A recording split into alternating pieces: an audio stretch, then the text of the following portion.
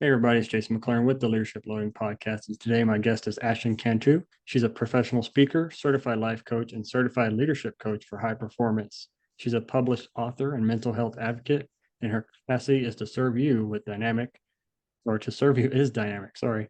Whether it's transformational speaking, relationship coaching, or business mentorship, her coaching is there to help you with both fulfillment of your success in your life. Sorry, I probably butchered that whole deal, but I met Ashton through the Leadership Empowering Heroes Conference that's coming up here on May 25th. So glad to have her on the show. And we'll talk to her a little bit about what she's doing with all her coaching stuff. So Ashton, welcome to the show. Thank you. Thank you. And yeah, that's a mouthful. So you Those did great. those intros are always a lot, and but anyway, I try to get it out there. So Ashton, tell us about yourself. How you got to where you're at today, and we'll go from there. Yeah, so I actually started in philanthropy work. I started working with battered women, women in drug rehabilitation, and sex trafficking victims. And I really found I was in education before that. I had a leadership kind of position in education. I was an elementary teacher for 6 years, and I kind of started to merge in about 2015. I really was feeling capped in my own potential in the classroom. And I found a lot of passion and enthusiasm for mentoring and coaching women who are in adversity. And at that point in time, that's when I decided to pursue the transformational life coaching certification. And it just so happened, God works very interestingly, how life starts to just put things in your path when you're on path.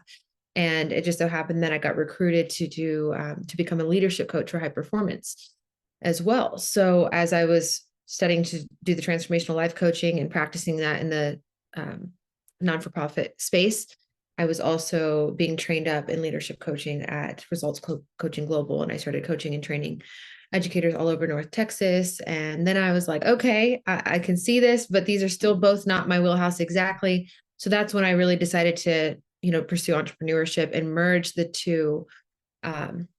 the two lanes basically. And like you were saying, I run in two lanes, right? I do transformational life coaching, and then I also do the leadership coaching for high performance, where I typically work with industry leaders or executives, impact-driven entrepreneurs, things like that.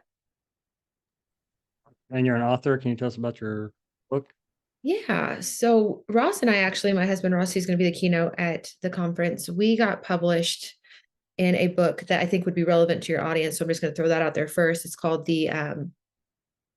Warrior Life Hacks, battle tested uh, life hacks for veterans and women in the military, women and men in the military. So we're published in that book as co-contributors. That wasn't like our book, but there's some really great stuff in there. So I wanted to throw that out there. It's Warrior Life Hacks. And then I have a social emotional book for children. So I have a book called Treasure You Are. It's for young girls.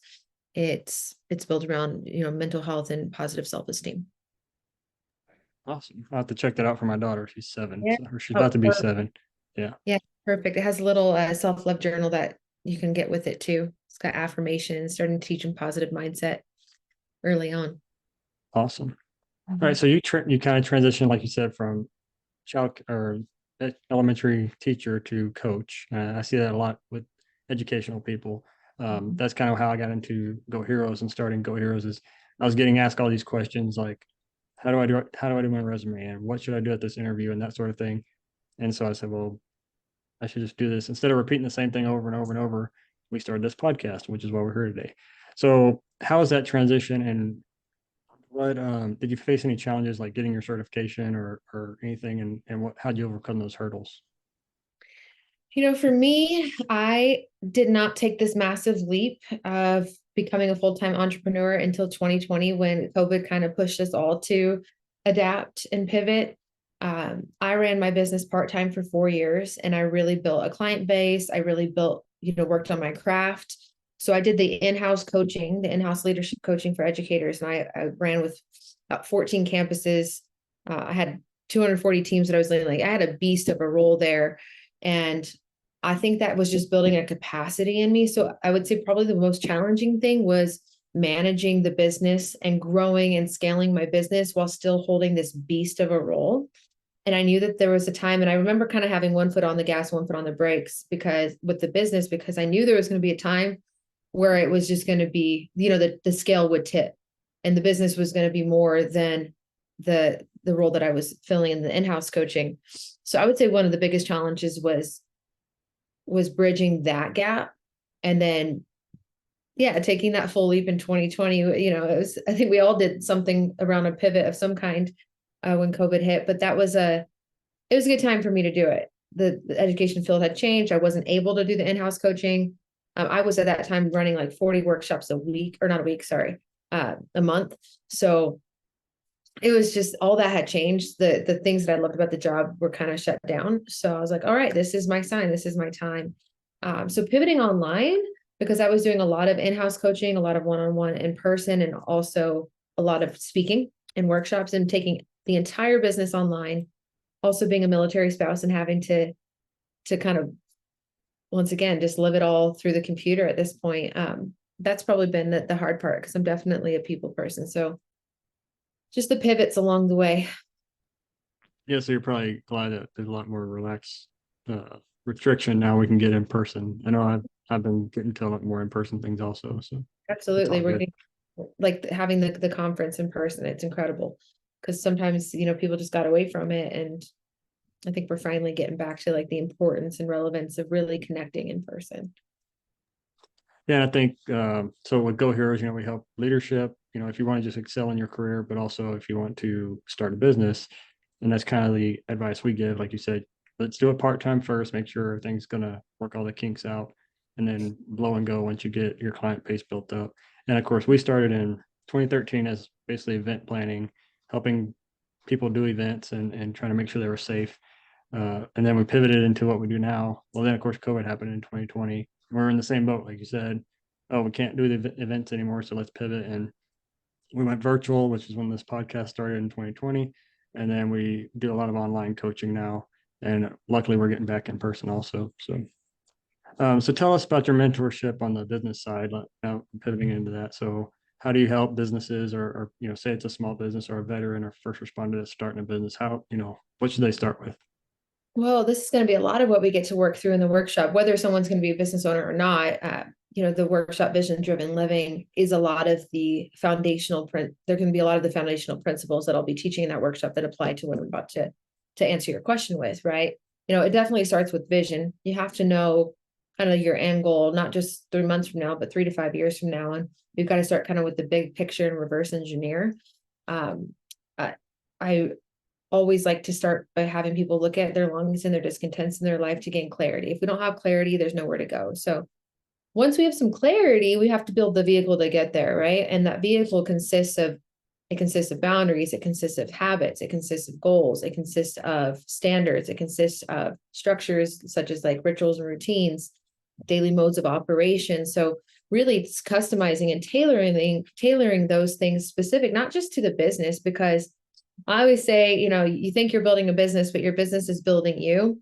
And what you find is that you're the one that needs the most work. And if you work on yourself, and if you build the daily disciplines, your habits, your routines, your boundaries, those are things people forget, because you need the boundaries to sustain the routines. If we build those building blocks and we really get solid in those disciplines, you can focus on your craft. You can clear up the space or create the daily modes of operation that really allow you to run with your business. So my biggest thing is getting people out of their own way. And a lot of that work is also mindset, getting over the fear of rejection, failure, being willing to take massive imperfect action when it calls for it, being willing to get uncomfortable for the sake of growth, knowing their value proposition, building confidence, things like that. Yeah, I think taking the leap is probably the biggest thing. A lot of people, I hear a lot of the people that we coach are like, I want to do this, I want to do that. This is my idea. But then they, it's just pulling that first trigger and actually taking that first step is what usually holds them back. So. Well, it's willingness to try, right? So, right on the other side of that fear is willingness and courage. And that's all you need. Just the willingness and courage to try. And then with the understanding that, if you connect all the dots going backwards, or you think back through your life, you've been able to clean up every mess you've ever made. It might have been painful, but you've been able to clean up every mess you've made. And that's kind of the philosophy that I had to adopt, because I know for sure that I'm not perfect. And I did have a lot of failure in my life that led me to the point of coaching. So for me to think that it was all going to go smoothly or well from the get was an impossible thought for me. So instead of even having that as the standard or expectation, I believed in my resourcefulness, number one, because we're all resourceful. And that's one of the number one skills to be successful is to be resourceful. And then I believed in my ability to clean up a mess if I made one. And those are kind of two like big principles of advice that I would give anybody wanting to start a business is like, you're resourceful. So if you don't know how, you can figure it out or find someone who does. And if you make a mess, if you fail, if things don't work out, you can pivot or you can clean it up. Definitely. All right, Ashton, if you were riding the elevator with someone, you had 1 minute to give them leadership tip for them to excel in their life and fulfill their life, what would you say?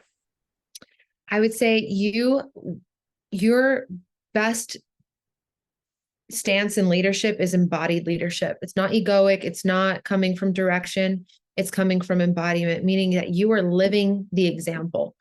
And this is tired and true if you look at kids, right? Kids, I know from teaching, they don't do as you say, they do as you do, and they pick up from your model. So I think for any leader, the things that you're asking your people to do, live those out. If you've got some standards or some values that you expect of your people, you better be walking the talk. That's a recurring theme, walking the talk, or being accessible or walking the talk, kind of a recurring theme throughout the podcast episodes as we ask that question. I think it's one of those core leadership values, just Yep. doing what you say you're going to do. So, Yeah. good too. All right, so how can someone get a hold of you if they wanted to reach out to you about coaching or anything you're doing over there? You can go to my website. It's Ashton Cantou, SHTONCANTOU.com. You can go to my Instagram page, also Ashton Cantou. Booking links are on there. You can DM me. We can start a chat, see where you're at with things and see if it's a good fit to even jump on a discovery call. But that's how you can find me. All right, and I'll put all that in the show notes below so people can reach out. Awesome. Thank you. Thanks for coming on the show. Yeah, appreciate it. There are thousands of leadership and management podcasts to choose from. We're glad you chose the Leadership Loading Podcast, a Go Heroes production. If you'd like to support Go Heroes Inc., visit www.goheroes.org. And with that, it's time to wrap up today's show. Thank you so much for listening. We sincerely hope you liked it. Don't forget to like, subscribe, and share this podcast with your family and friends. Let's all grow together. Thanks for listening to the Leadership Loading Podcast. Leadership Inspired.